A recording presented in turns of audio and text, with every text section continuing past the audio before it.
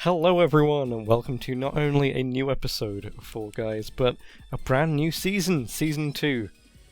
Let's get straight into it with 3, 2, 1 space, and here we have some new levels. And I did not take a note of the levels' names, sorry. Okay, so here we go, straight into the new season. And I've played it for a few hours to get this video. I'm loving it. It's brilliant. The theme is a little bit similar to Season 4, the original Legacy Season 4, with some kind of futuristic space age levels and costumes and all that. This is the best Season Pass in my mind by a long way. It's got 200 tiers.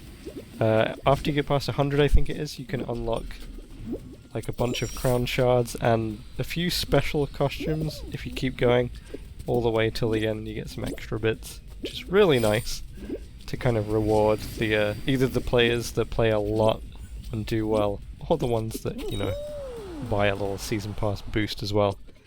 Okay, this is Pixel Painters. I remember the name of this because a lot of people are complaining about this, saying that their teammates have no clue what they're doing. That only happened to me once, and with only one of the teammates, and you'll see what happens with that later on.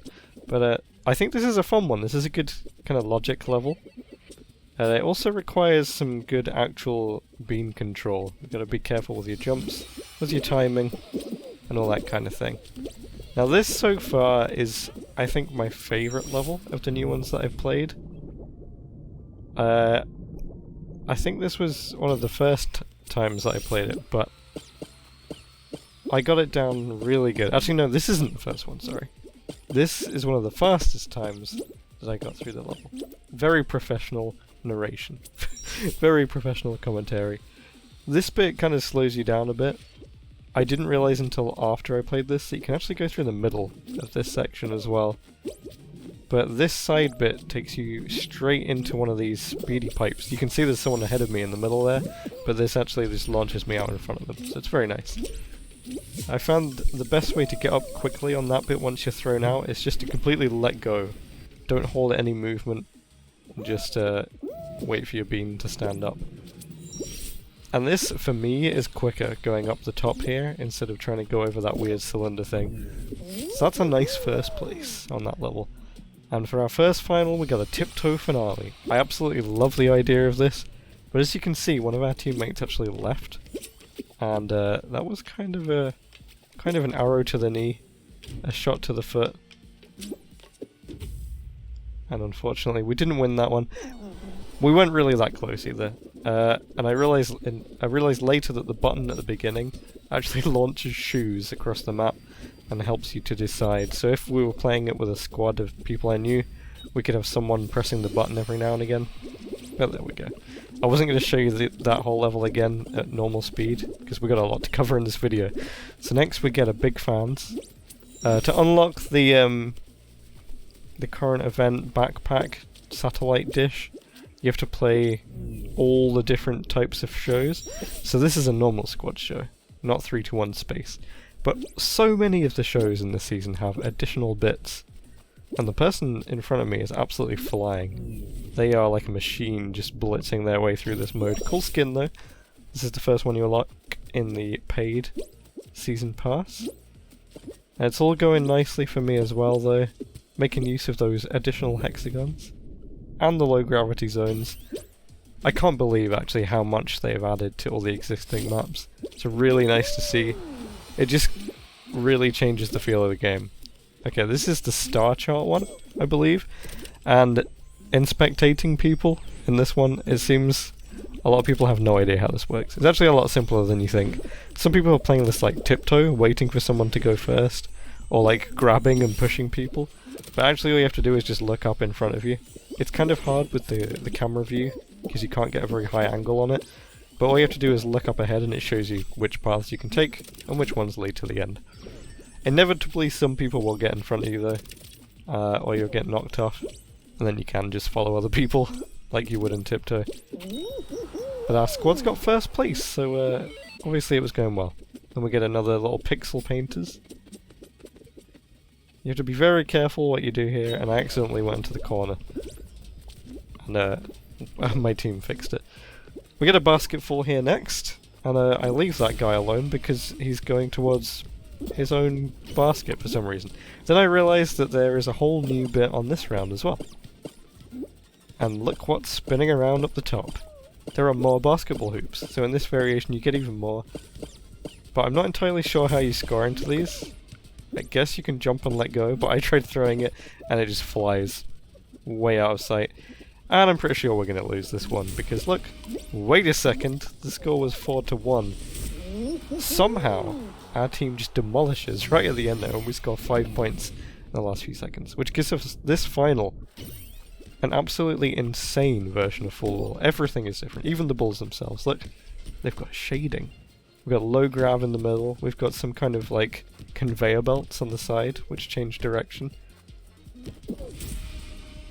And we already scored the first point. I actually really love full ball. I know it's not generally a crowd favourite here, but me and my friends think it's probably one of the best. One of the best maps in the entire game. And this variation is brilliant fun. Look at that. With the low gravity you can get a very early hit on the ball as it comes down. And you can get a real amount of power behind it as well. So we're doing pretty well here. 3-0 with 40 seconds remaining.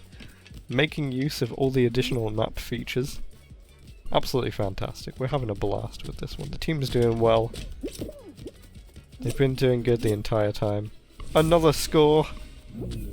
With just over 20 seconds to go. It's looking very promising here. We just keep getting the ball. Very good ball control from the entire team. And a little bit of grabbage from me to stop them from doing any defense. I almost hit it towards our goal there, but I don't think it really matters. But can we get a flawless victory and concede no goals? Yes, we can indeed. And that's the first win of the new season. It may be a squads one, but the solos are pretty hard at the moment because there's no solo show that doesn't have skill-based matchmaking, and that always throws me into the absolute beastly players. Loads of gold knights, gold dragons, etc. It's horrible. So I'm just going to be sticking with the easier shows. So we get this one again. Space race. And a nice little first place. First place space race. Pixel painters again. It's coming up a lot. And this is the one where we have a teammate who either didn't read at the beginning, or they just can't quite figure out what they're meant to be doing. Which makes it a lot harder. Honestly, this one can sometimes be easier when there are missing players. But after grabbing that player, they then spend the rest of the time walking into walls before they eventually leave. And we end up doing better without them. So sorry buddy, but maybe next time you'll figure out how to play that one. Okay, this is a fun level. It's a long level, and it's quite challenging. And a lot of people get knocked out by it. It's like a harder version of Hoverboard Heroes, which can be pretty challenging at times as well, although usually not until the end. I've sped up a little bit of this because it's just such a long level, and it's basically a lot of similar stuff. You don't really need to see how to do it. This floor moves. I don't know if it's just feels like it, but I feel like jumping is a bit quicker on that one. You get a few hexagons here, but even though you get to this part earlier, it's not really worth it, because you still have to then wait for the hoverboard to come in again. Now this is the most lethal part of the map. These spinners absolutely can be used to knock people off the map. But you have to be very careful not to knock yourself off. Just like Jump Showdown or Jump Club. Or the Chaos mode version of, what is it, the Logic one. Where you have to count the fruit. Not some fruit. The other one. Okay, I've sped up this bit. I can never remember the names of levels, I'm sorry. I did my best. And I like all the hammers and little robot things in these. I like the sounds. They're kind of cute. But they actually follow you around.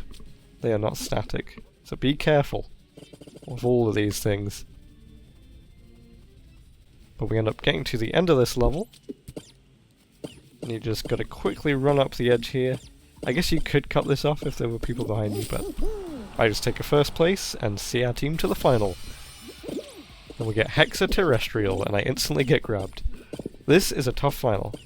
I'm not sure how I feel about it just yet.